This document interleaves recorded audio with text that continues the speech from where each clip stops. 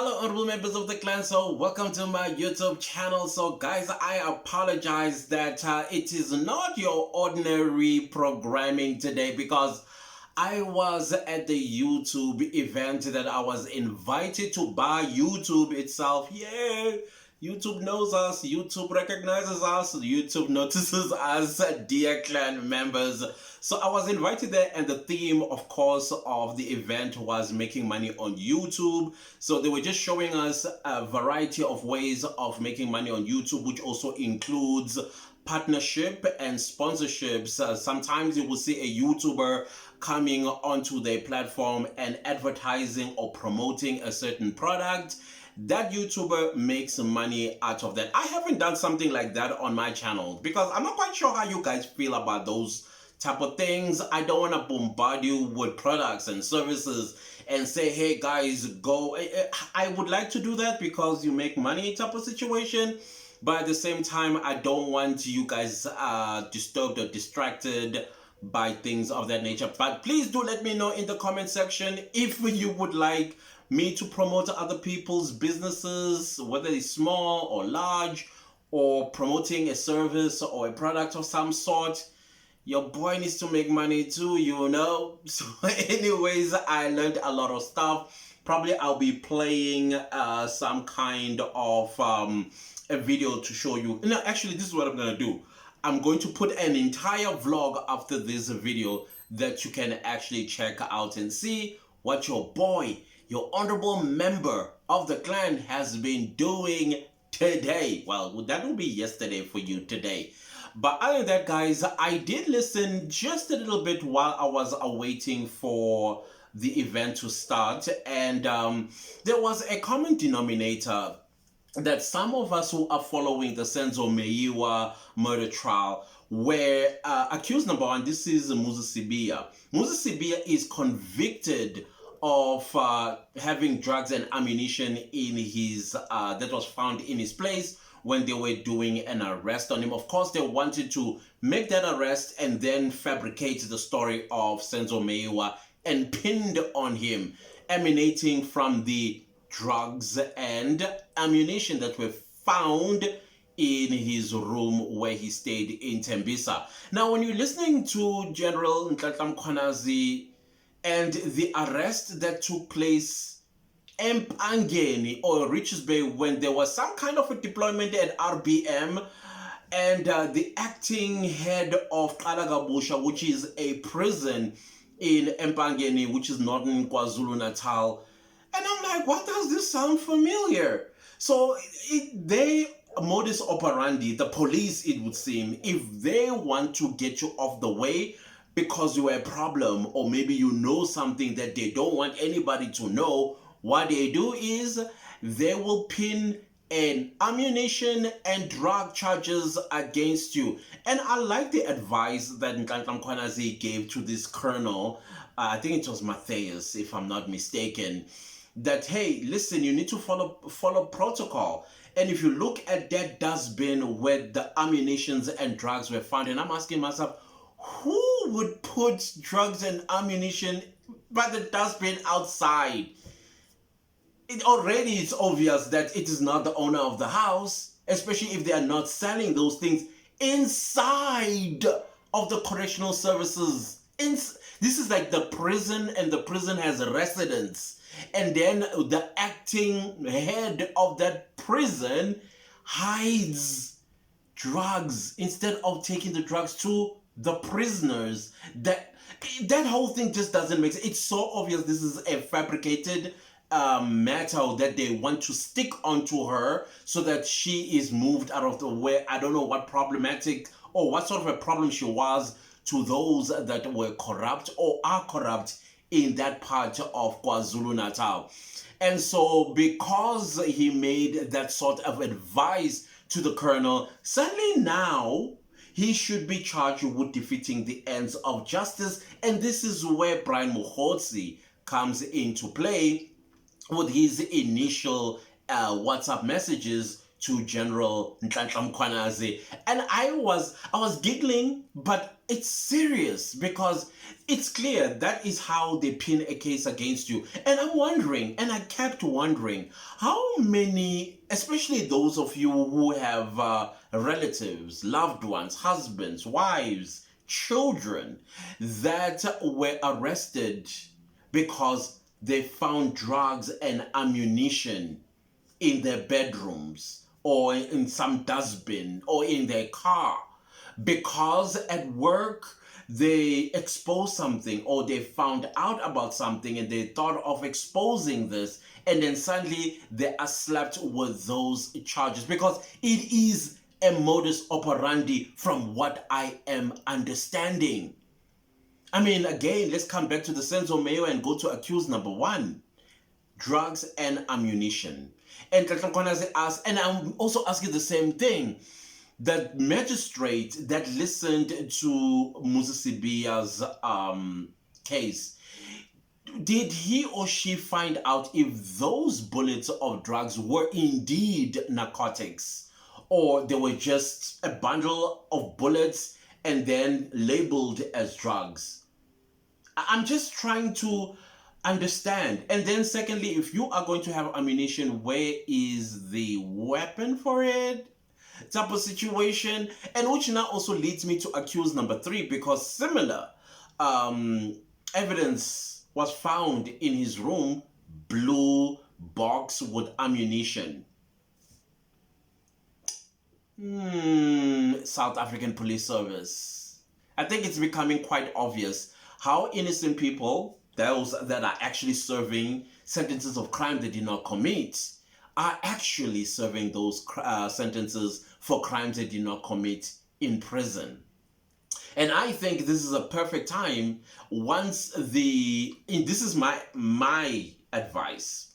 If you know and you have indeed been pinned with a crime you did not commit, but you were charged for illegal arms or actually ammunition and drugs, and you know such a thing you never did, wait for the Nhlanhla Commission of Inquiry to conclude and hear what the findings are. And I'm telling you, the modus operandi is that they will plant those sort of things against you so that they stick, and then you are moved out of the way by getting convicted and going to serve sentences in prison. So this is your opportunity.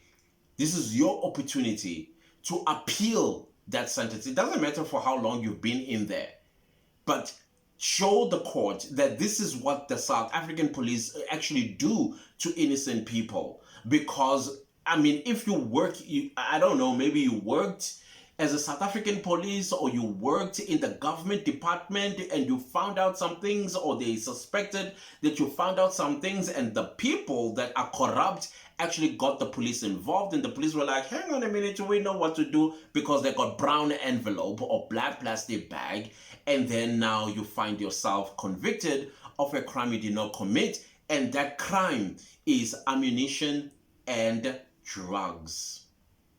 And I don't know how many of y'all are out there. I'm talking about you family members who are watching this channel, and you have a family member that was charged with these exact charges of ammunition and drugs, and you know that your loved one never dealt in drugs, ever. Didn't take them, didn't deal with them, didn't manufacture them.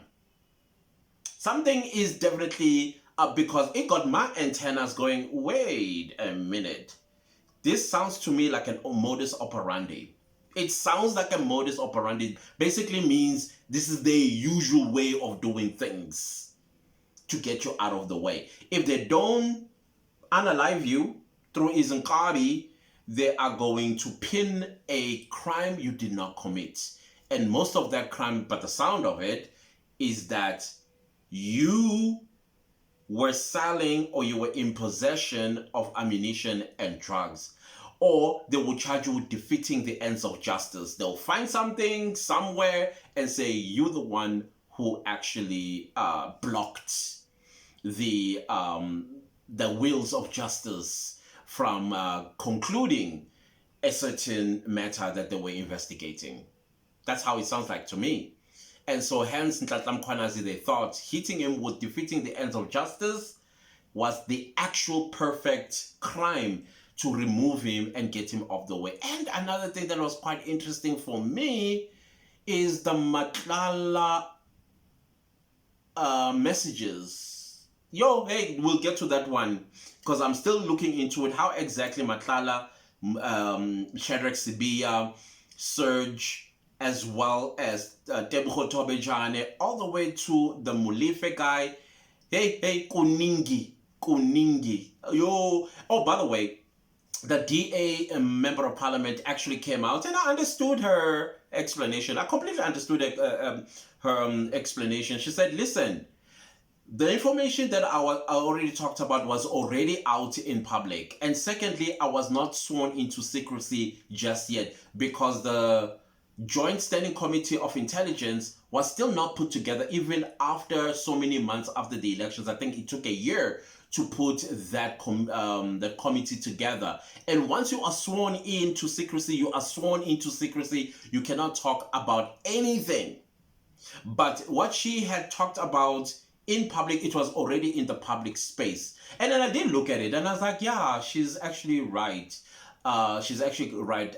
I don't think she's involved in a cartel or a criminal underworld or anything like that. She just wanted to make sure that these purchases were legit and procedures were followed because it's something that is already out there in the media. Now, did she get sworn in? I'm not quite sure, but everything else, when you look at the time in February, probably because she says that I think the swearing in took place around April, if I understood it correctly.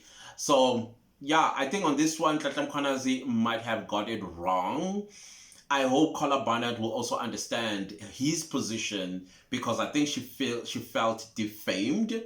And of course, as we know, that is a suable claim to make. I don't know how it's going to go, but she is definitely disturbed by that. I would be disturbed too. But anyways, I understood her explanation 100%.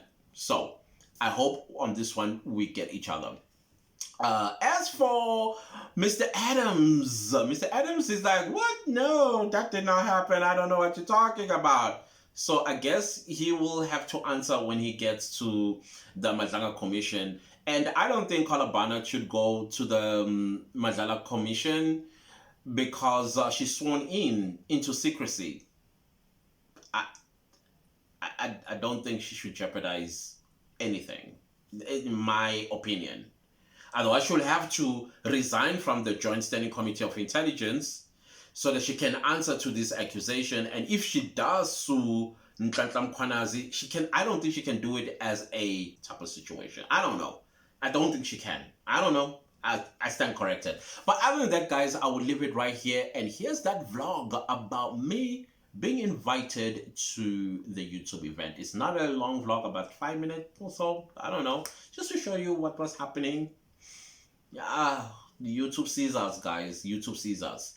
I'm a bit exhausted, and we shall talk a little later. Please don't leave the video without liking, sharing, commenting, and subscribing, and I'll see you later. Goodbye. I'm on my way to a YouTube event.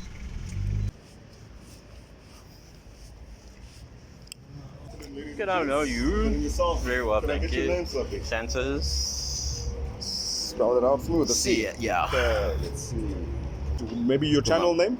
Santos Dumago, it should be. Yeah, there we go. There we go. Good spot. Thank you. Pop this on for you. Dumakuda. So if you'd like the bottoms, the chins are straight to your right hand side, and then we'll be in this building for Alright. Okay, thank you. Pop this on for you? Yes. Thank you. Yeah. What's it? Huh? So we are at the YouTube event, and the theme is how to make money on YouTube. So there shall be no our usual programming is not gonna happen today. As you guys can already tell, I am at a YouTube event and I'm vlogging from it. But I also want to show you who I am with. He's kind of like busy and being a celebrity and all that stuff. Follow me though.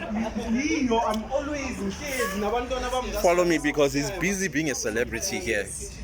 I didn't know any case. Yeah, the celebrity. He's just big. I don't know how to get hold of him. You all need to talk to him. They are disturbing me here.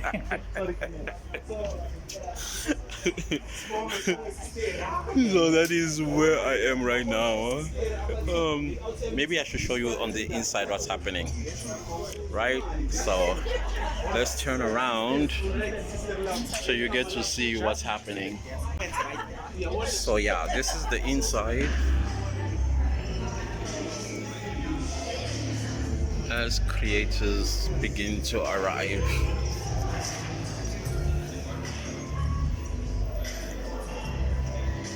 And that's the theme right there. All right.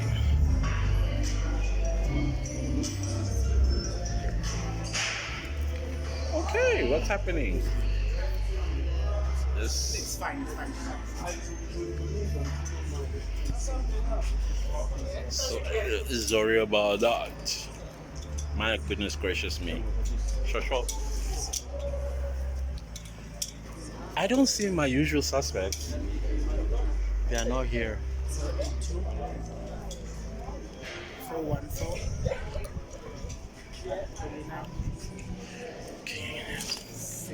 Okay, what can I have this? Thank you. Oopsie, sorry. Oh, sorry. Thank you. No, it's okay, bro. I understand.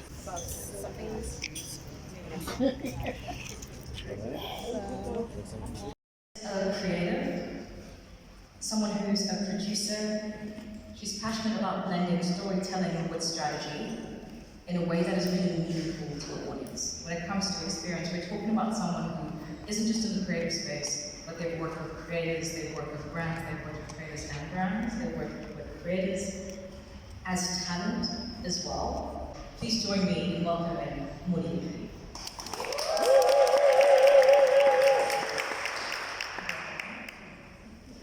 And last but not least, I know a lot of the questions we're talking about, okay. As for other brands she's worked with, we're talking Telkom, Huawei, Spur Group, Savannah, and a whole lot more. So please join me in welcoming our next panelist, who is Jody.